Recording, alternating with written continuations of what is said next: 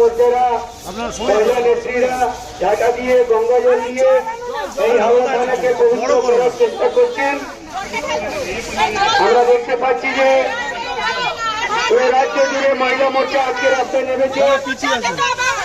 ভারত মাতা কি, ভারত মাতা কি, বিজেপি জিন্দাবাদ, বিজেপি জিন্দাবাদ, মহিলা মোর্চা জিন্দাবাদ, মহিলা মোর্চা জিন্দাবাদ।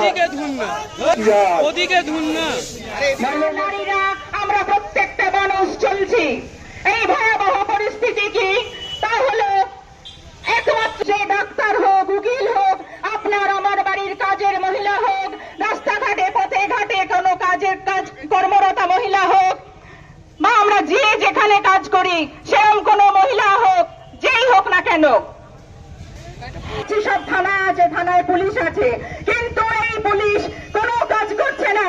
এই পুলিশ আমাদের মহিলাদের নিরাপত্তা দিতে ব্যর্থ, ভীষণভাবে ব্যর্থ করতে।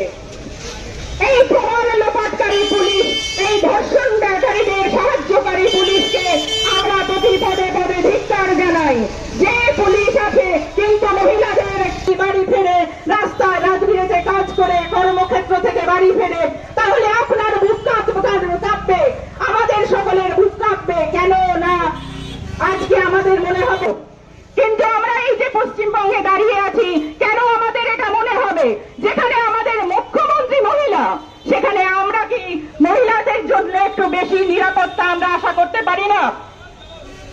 অবশ্যই পারি, কিন্তু আজকের এই অবস্থাকে যে কোনো জায়গায় আপনি জানতে পারবেন না কখন আপনার ঘরের মেয়েটি কোথাও ধর্ষিতা হয়ে খুন হয়ে পথে ঘাটে পড়ে থাকবে। আমরা দেখেছি কামদুনে, আমরা অনেক নির্যাতনের ঘটনা আসে, কিছু আমরা জানতে পারি, খুব কম সংখ্যক আমাদের চোখের সামনে আসে। চলবে কতদিন আমরা এই ভয়ঙ্কর পরিস্থিতির মধ্যে দিয়ে যাব? কতদিন আমরা নিজেদের এই নিরাপত্তাহীনতায় ভুগবো? আজকে আমাদের ঘরের মেয়েরা কাজ করে, এই পুলিশরা এই যত ক্রাইম হচ্ছে পশ্চিমবঙ্গতে তাতে এরা কিন্তু সামিল আছে। যত মানে লোপাট করা ইয়ে ছিল, যত এভিডেন্স লোপাট করা ছিল, সেটা সবকিছু পুলিশ করেছে বলেই আজকে অফিসার ইনচার্জ সেরা কাস্টাডিতে আছে। তো শুধু এই সরকার না, এই সরকারের অ্যাডমিনিস্ট্রেশন কারাপ্ট আছে। সেই জন্য আমরা আজকে সাধারণ মানুষ এখানে এসেছি এই প্রোটেস্ট করার জন্য। শুধু তাই নয়, এরা অ্যারেস্ট কাকে করে? সাধারণ মানুষকে অ্যারেস্ট করে।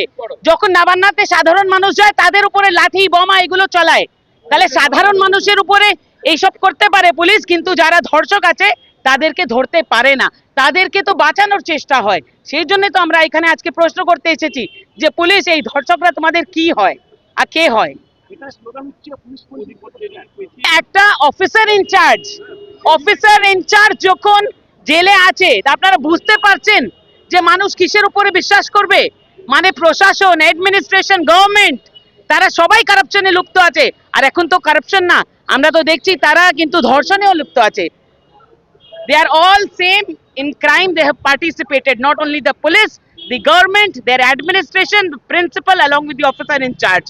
They will all be considered a complicit because they are equally participating in the crime, a heinous crime such as rape. Thank you.